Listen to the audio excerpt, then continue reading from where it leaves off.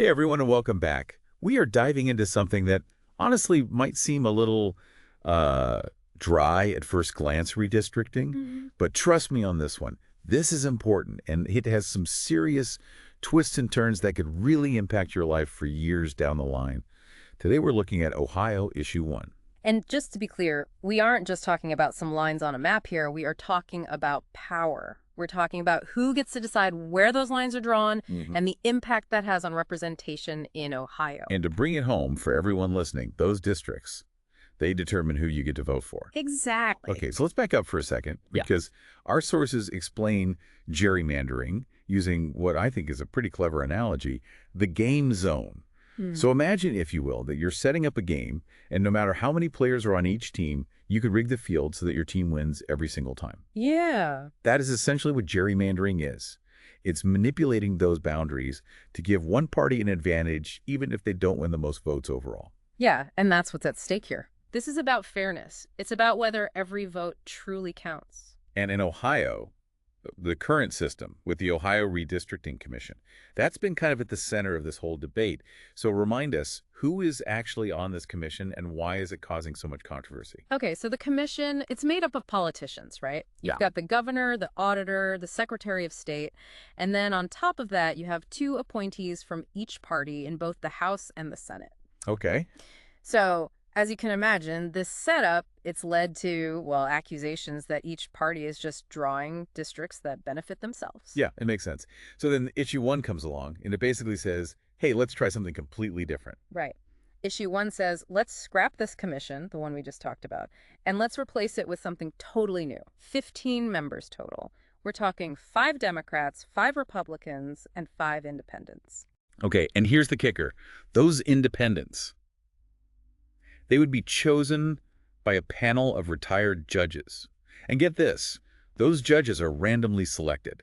It's like they're saying, okay, let's take the politics out of politics, right? It's certainly a bold idea, and to be fair, the people behind Issue One, they argued that this setup, it takes that power away from the politicians, makes the whole redistricting process more transparent, and hopefully, they say, leads to fairer maps overall. And they are not shying away from that goal at all. I mean, one of the groups that's pro-Issue One, they said, and I quote, it will end gerrymandering by empowering citizens, not politicians, to draw fair districts. It's a powerful statement for sure.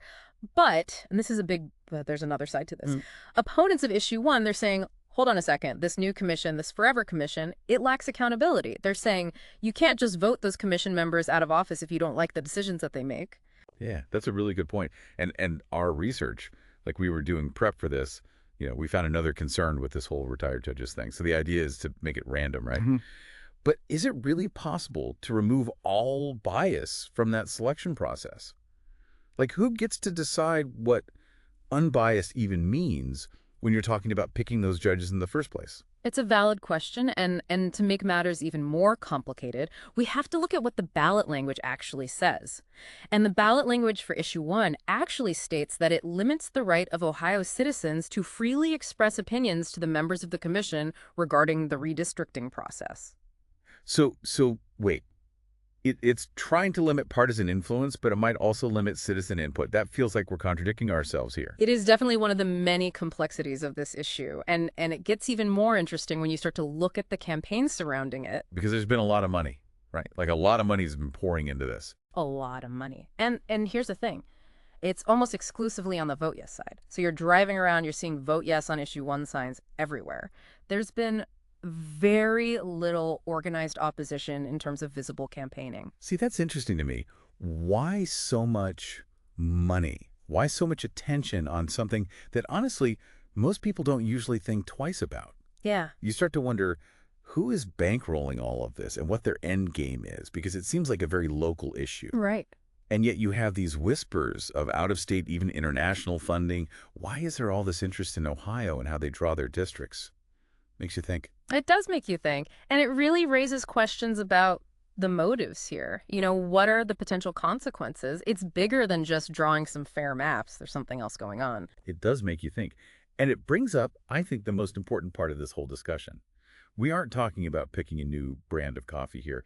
This is a decision that has huge, potentially really long-lasting consequences. Hmm. And it's probably not something we should be deciding based on, whatever catchy slogans or how much money someone spent on a commercial. Yeah, it's kind of like that old saying, measure twice, cut once. Except in this case, we aren't just cutting a piece of wood. We're talking about the political landscape of Ohio, potentially for a generation. And that deserves a lot of measuring, in my opinion. It really does. And it's funny, with all of this vote yes, like this whole blitz that's going on, it feels less like we're having conversation and more like someone is trying to sell us something. Hmm. And that in and of itself should give us pause as voters.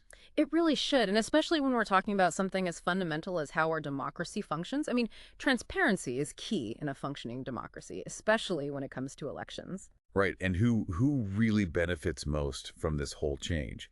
And are those interests aligned with what's good for Ohio voters in the long run? That's the question, isn't it? Because, I mean, think about it. If this Forever Commission, if that is truly the answer, like the best solution for Ohio, then why do they need what seems like a very intense PR push to get it done? And a potentially very expensive one.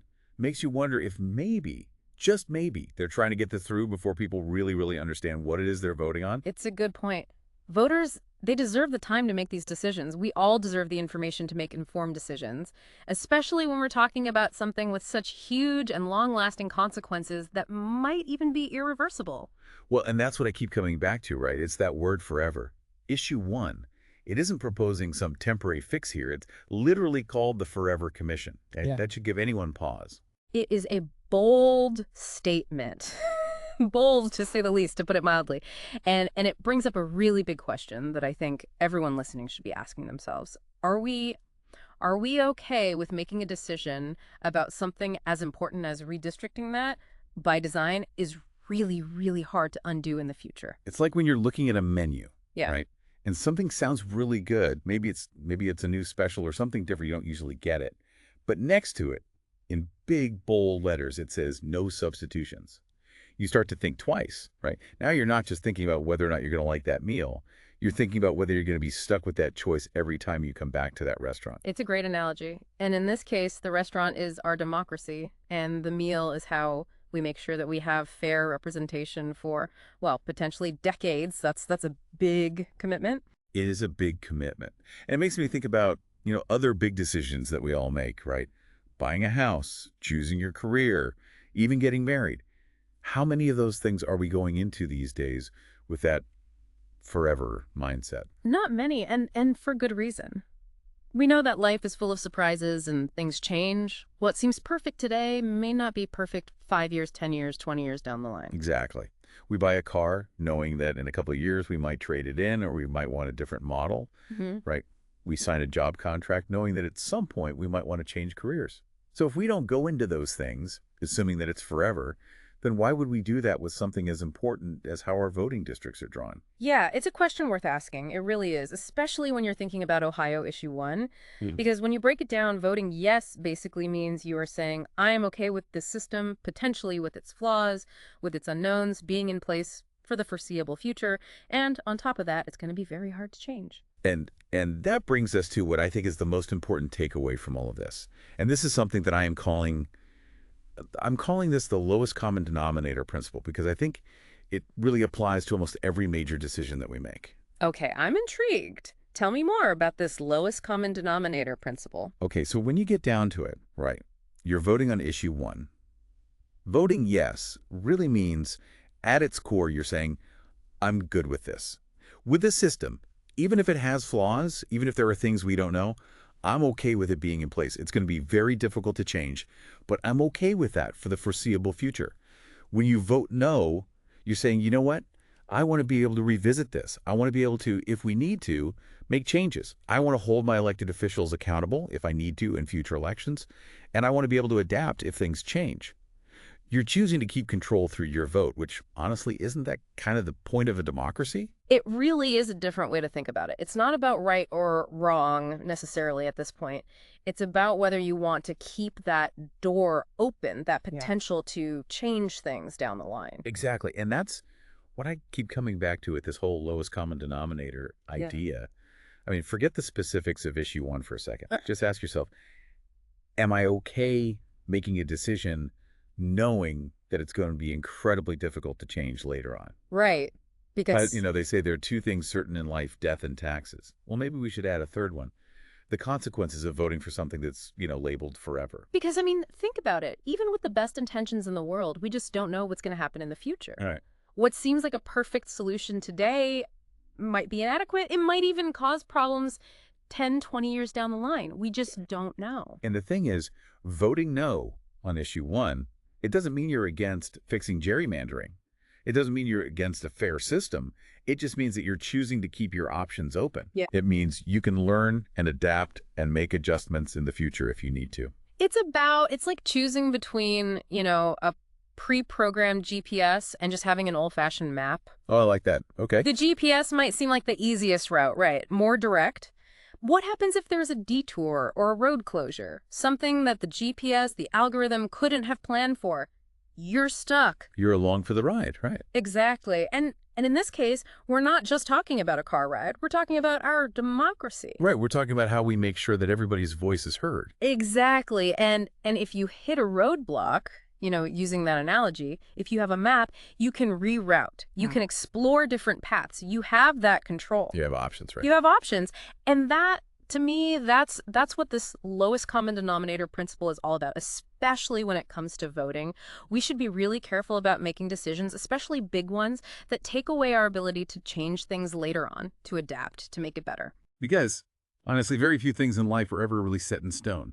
And our democracy, that's not something we want to put on autopilot. So as you head to the polls this November, remember what we talked about today. Voting yes on issue one, it means accepting a system that's going to be really hard to change later on. Voting no means that you want to keep those options open. You want to be able to adapt and change things as needed in the future. And ultimately, the decision is yours. But just remember, very few things in life, especially something as important as our democracy, should ever be considered forever. Thanks for listening to the SCDN Viewpoint podcast. This is a very important issue. We have created a comprehensive guide called Navigating Ohio Issue One. It's completely free. Just use the link provided to instantly download the guide.